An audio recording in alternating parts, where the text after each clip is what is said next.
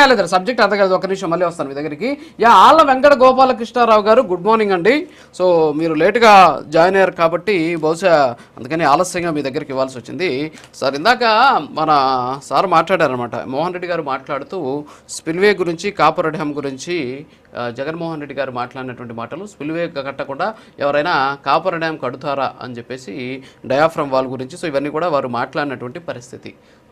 So నేను కూడా కొంచెం రీసెర్చ్ చేస్తాను దీని మీద. ఒక చిన్న డాక్యుమెంట్ చూపిస్తా. ఈసారి ఒకసారి ఆ డాక్యుమెంట్ చూపించండి ప్లీజ్. సార్ ఇది వచ్చేసి గతంలో అంటే 1947 నుంచి, అంటే 1945, 1946, 1947 అండ్ 1948లో వచ్చినటువంటి పత్రికల్లో వచ్చినటువంటి కథనం ఇది. ఇందులో 1947 అక్టోబర్ 19వ తేదీన ఒక ఆర్టికల్ వచ్చింది. దీంట్లో ఏమనిచ్చాడంటే, డ్యాము పునాదులు అలాగే నదీ గర్భంలో దాదాపు 200 అడుగుల లోతులో భారీ తవ్వకాలు జరపాల్సి ఉంది. సో అలా జరిపితే తప్ప దీన్ని మనం పూర్తి చేయలేము అని చెప్పేసి 1947 అక్టోబర్ 1940లో దీన్ని సాయిల్ మెకానిక్స్ పితామహుడిగా పేరు చెప్పేటటువంటి doctor Savage, doctor Terzaghi, S O Harbor అనేటటువంటి వాళ్ళతో పాటు మెక్డొనాల్డ్ లాంటి ఉద్దండులు ఈ ప్రాజెక్టులకి సలహాదారులుగా ఉన్నటువంటి పరిస్థితి. వాళ్ళు ఇచ్చినటువంటి సలహా మేరకు 200 అడుగుల లోతులో భారీ తవ్వకాలు జరపాలి. సో భారీ తవ్వకాలు జరిపినప్పుడు ఖచ్చితంగా లీకులు రాకుండా ఆపడం కోసం కాపర్ డ్యాము కట్టాలి, డయాఫ్రమ్ వాళ్ళు కట్టాలి. ఇవన్నీ కూడా ఏకకాలంలో నిర్మించాల్సినటువంటి అవసరం ఉంది అని చెప్పేసి గతంలోనే వీళ్ళు తేల్చినటువంటి నివేదికలు ఇవి.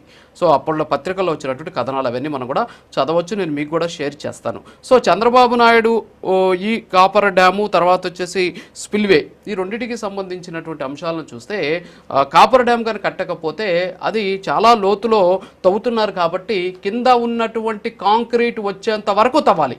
అంటే కింద ఉన్నటువంటి బండ్ ఏదైతే గట్టి ప్రాంతం ఉందో అది వచ్చేంత వరకు తవ్వి అక్కడ పునాదులు వేయాల్సినటువంటి పరిస్థితి ఉంది. మరి అలా వేయాలంటే ఖచ్చితంగా కాపర్ డ్యామ్ నిర్మించాలి. మరి కాపర్ డ్యామ్ నిర్మించకుండా స్పిల్వే నిర్మించకుండా కాపర్ డ్యామ్ ఎలా నిర్మించారనేది జగన్మోహన్ రెడ్డి గారి ప్రశ్న. సో నేను చెప్పినటువంటి ఆన్సర్ సరిపోయిందా? మీరు ఒక నీటి వినియోగదారుల సంఘాల సమాఖ్య అధ్యక్షులుగా ఉన్నారు కాబట్టి మీకు అవగాహన ఉంటుంది కాబట్టి ఏమంటారు?